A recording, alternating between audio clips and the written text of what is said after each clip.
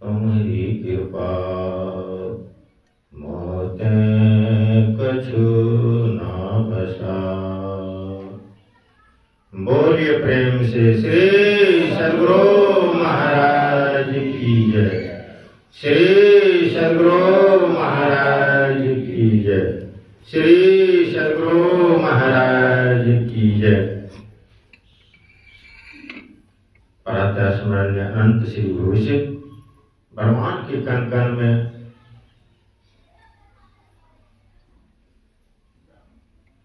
बसने वाले को संत सद्गुरु महाराज की पावन चरणों में इस दास को कोटि सहनमन तथा निवास में निवासित पूज्य श्री को इस दास को कोटि सहनमन तथा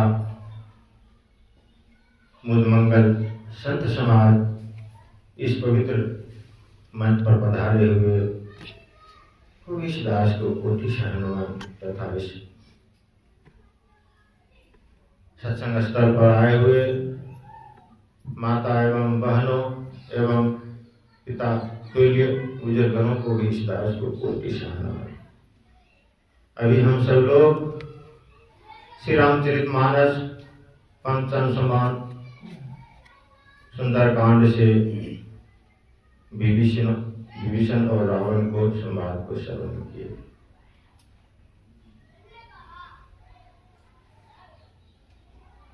कहते हैं सचिव वैद्य गुरु तीन ही प्रिय बोलिए भय आस।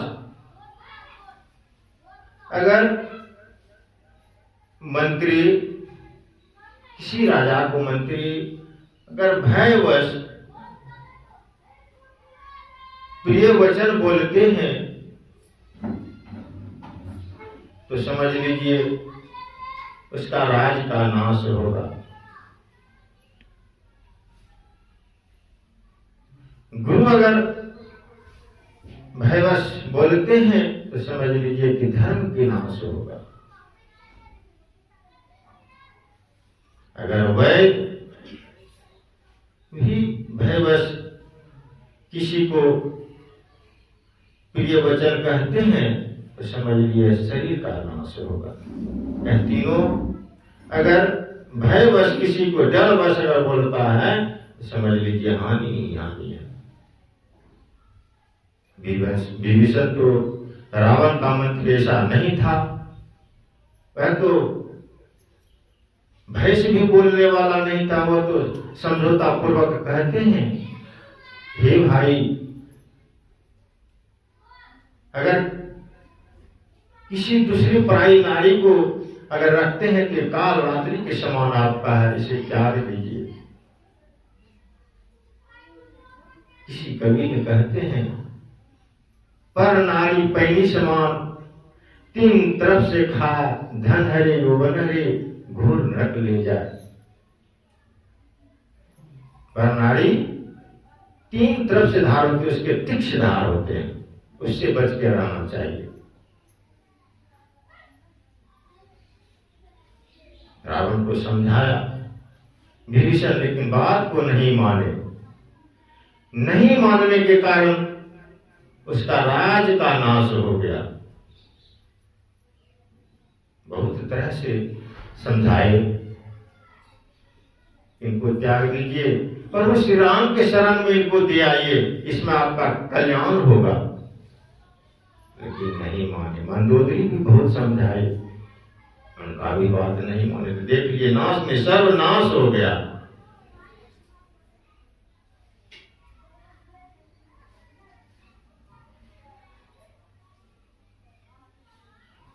नहीं मानने पर सर्वनाश हो गया। और अंत में कहते हैं विभीषण जी रावण से, जहां सुमति वहां संपत्ति नाना, जहां कुमति वहां विपत्ति निधाना। जहां सुमति है, जहां प्रेम है वहां संपत्ति है, जहां कुमति है वहां विपत्ति ही विपत्ति है। बाबा कबीर साहब कहते हैं जिस घर में प्रेम ना उस घर मरकट समान। अगर जिस घर में प्रेम नहीं है वह मुर्दा के समान रह गया है। जैसे कब्रगाह में देखते हैं बूढ़ा, बच्चा, जवान सभी रहते हैं, लेकिन आपस में वार्तालाप नहीं करते हैं। उसी प्रकार जिस घर में प्रेम नहीं है वह घर मुर्दा के समान है, बाबा कबीर कहते हैं।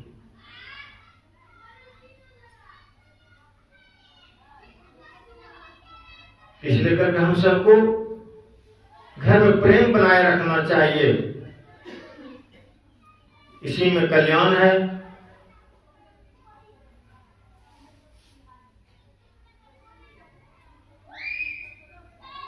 और हमारे देव जी महाराज जी स्वशरीर जब छोड़ने लगे थे तब कहे थे, अंतिम उपदेश दिए थे, सुकृत कर लो, नाम सुमर लो, को जाने कल की जगत में खबर नहीं पल की। शरीर का कब छूट जाएगा इसका कोई गारंटी नहीं है, इसलिए करके अच्छा कर्म करना चाहिए।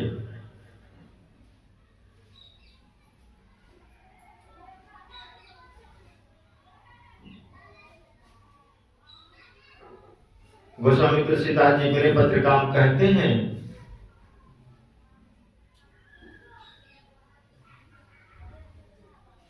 तुलसी विलंब ना कीजिए, भज लीजिए रघुवीर, तन कसावत जात है, सांस सिराखे तीर।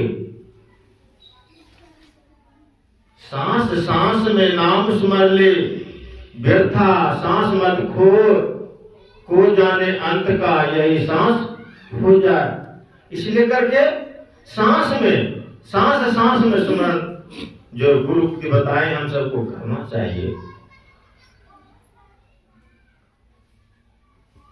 हम सभी ध्यान अभ्यास में दूर दूर से आए हुए हैं और बैठे हैं।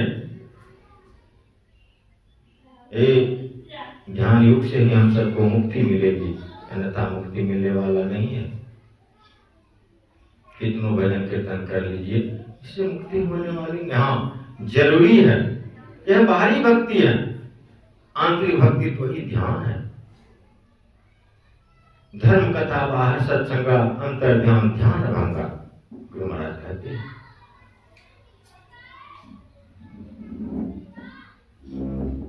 झूठ कपट कर माया जोरे, बात करे छल की, पाप की पोट धरे सिर ऊपर, किस विधि है हल की। झूठ कपट करके हम ये सभी धन दौलत को जोड़ रहे हैं।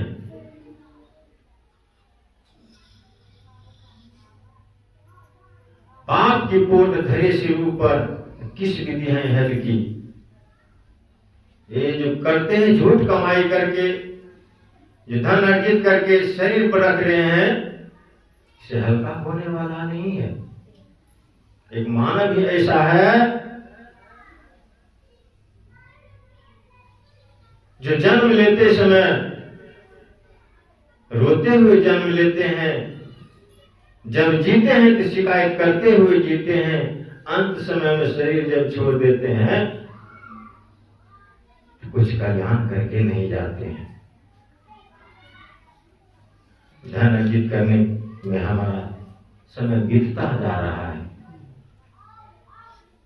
काम का अंत नहीं है। काम तो चलता रहेगा, हम मर जाएंगे, चले जाएंगे, सब के सब चले गए, लेकिन देखिए काम क्या खत्म हो गया? नहीं खत्म हो रहा। जब तक रहेगी जिंदगी, फुर्सत होगी काम से, कुछ ऐसा समय निकालो, प्रेम कर लो गुरु नाम से। गुरु का गुणगान होना चाहिए, काम तो करना चाहिए, फिर चलेगा कैसे? जीवन बिताओ स्वावलंबी, भ्रम भारे फोड़कर, संतों के यहाँ आज्ञा माथ धर छल छोड़कर, मेहनत करके कमाई करके अपना जीवन को निर्वाह करना चाहिए। आगे कहते हैं, यह मन तो हस्ती मस्ती, काया मिट्टी की, सांस सांस में नाम स्मर ले, अवधि घटे तन की। यह मन हस्ती मस्ती है, मत वाला है। मन कहाँ, मन तो महासागर में भी नहीं समा सकता है। मन तो ऐसा है, चंचल घोड़ा का समय चलते रहता है।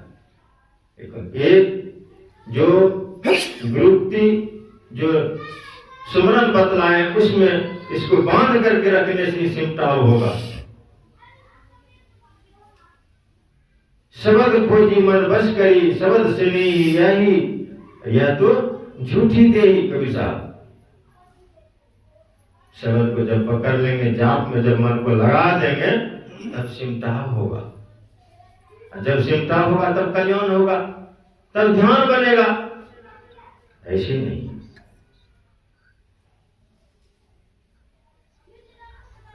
फिर आगे कहते हैं,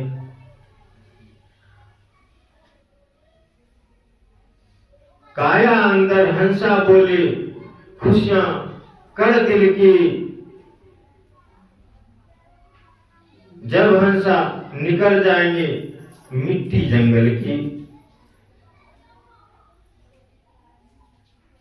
इस काया रूपी में जीवात्मा वही प्रभु का अंश है। जब तक है शरीर को गिनती है, वैल्यू है, नहीं तो कुछ नहीं है। सब जब तक जीवित है, सब चाचा बाबा सब आपके पास आएगा। जब यह शरीर नहीं रहेगा तो आइसक्रीम को देखते हैं, आइसक्रीम को कब तक गिनती रहता है? जब तक उसमें लकड़ी लगा रहता है।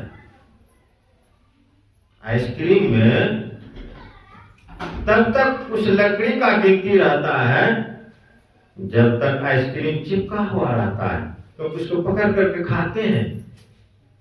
जब आइसक्रीम खत्म हो जाता है तो लकड़ी को पूरे दान में फेंक दिया जाता है।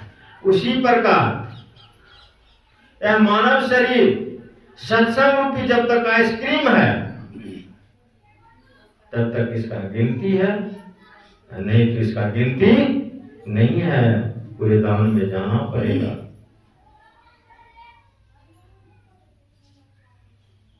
फिर आगे कहते हैं बाबा कबीर, काम क्रोध मद लोभ निवारो, यही बात असल की। काम क्रोध मद लोभ निवारो, यही बात असल की। ज्ञान वैराग मन दया राखो, कहे कबीरा दिल की।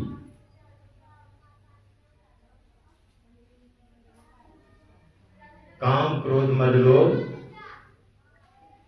इसको छोड़ना होगा।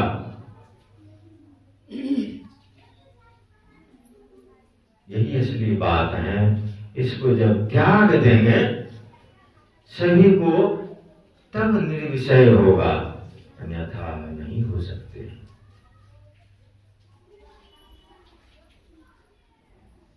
पांच विषय है मानव को, पांच विषय है। अन्य पशु पक्षी को एक विषय है, लेकिन मानव पांच विषय से घिरे हुए हैं। पांच बेहद लेते हैं, रूप रस गंध और स्पर्श। मानव ही एक ऐसा है पांच विषय में फंसा हुआ है और नहीं।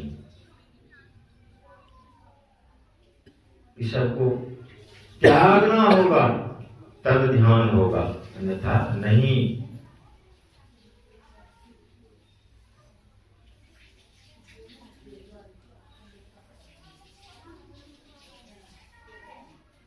एक कहानी कह करके आप सबको सुनाते हैं।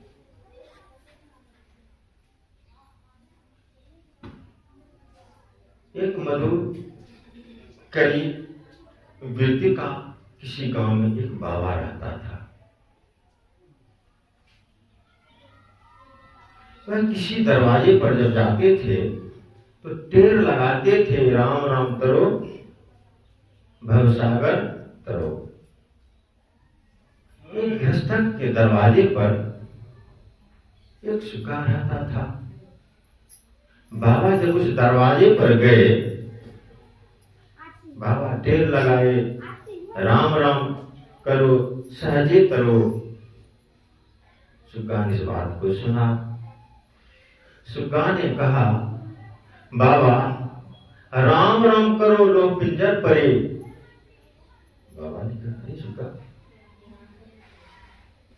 तुमने क्या बोला? सुग्गा ने कहा, बाबा मैं आपके समक्ष हूं, राम राम करता हूं, लो पिंजर में पड़ा हूं। मेरे जाति का जो भी पक्षी है वह राम राम नहीं करते हैं, उन्मत्त गगन में विचरण करता है, उड़ता है, कोई बंधन में नहीं है। बाबा ने कहा, युक्ति जानो सहजे तरो। बाबा ने कहा, सुग्गा तुम युक्ति नहीं जानते हो, इसलिए करके लोग पिंजर में पड़े हो। मैं तुम्हें एक युक्ति बताता हूं। युक्ति क्या?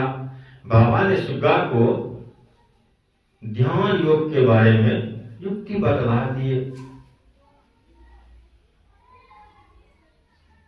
सुग्गा ने विश्वास पूर्वक, निष्ठा पूर्वक ध्यान योग करने लगा।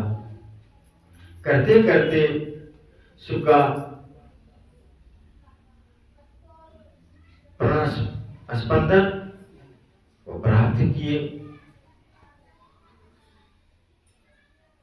कहते हैं, करत करत अभ्यास से जन्मत होत सुजान, रसली आवत जात से सिर पर परत निशान।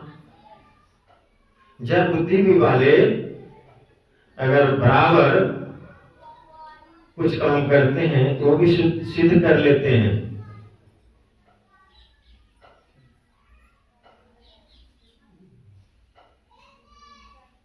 तो सुग्गा ध्यान योग मनोयोग पूर्वक करने लगा। प्रणस्मन का गति धीरे धीरे उनमें आने लगा।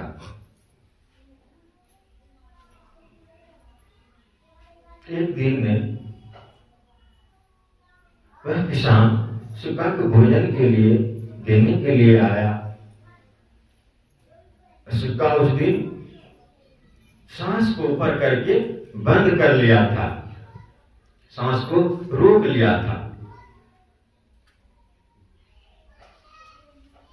जो पिंजरा को खोलते हैं,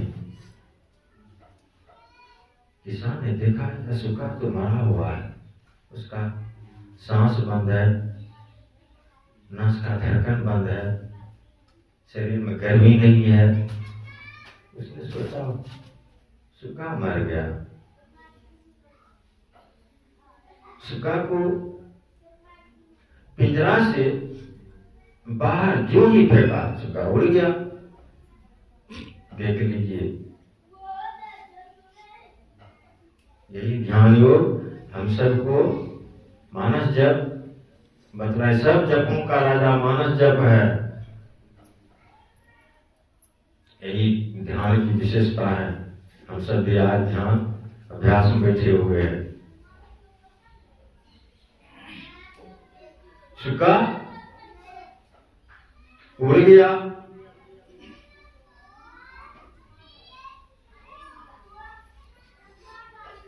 क्या सुग्गा क्या है?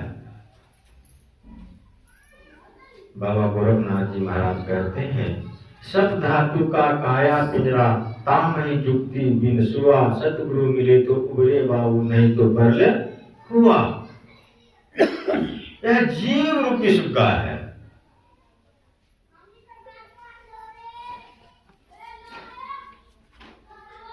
सात धातु से शरीर बना हुआ है। कौन कौन सा है? रस, रक्त, मेद, मज्जा, मांस, अस्थि और वीर्य। ये 7 प्रकार के धातु हैं। इस शरीर में जीव रूपी सुखा फंसा हुआ, इसका कल्याण अगर आप चाहते हैं, संत के शरण में जाना होगा। संत से युक्ति जान करके